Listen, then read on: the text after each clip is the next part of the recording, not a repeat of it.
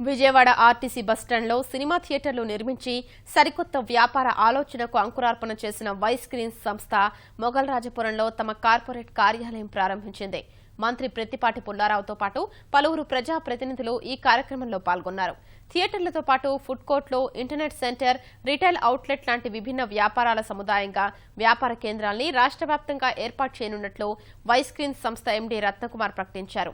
ఇందుకోసం నగరాలు, పట్టణాల్లో ఫ్రాంచైజీని ఆహ్వానిస్తున్నట్లు తెలిపారు. చిన్నపాటి పెట్టుబడితో వ్యాపారం చేయాలనుకునే వారికి తాము అవకాశం కల్పిస్తామని, సమాచారం ఇచ్చి ప్రోత్సహిస్తామని చెప్పారు.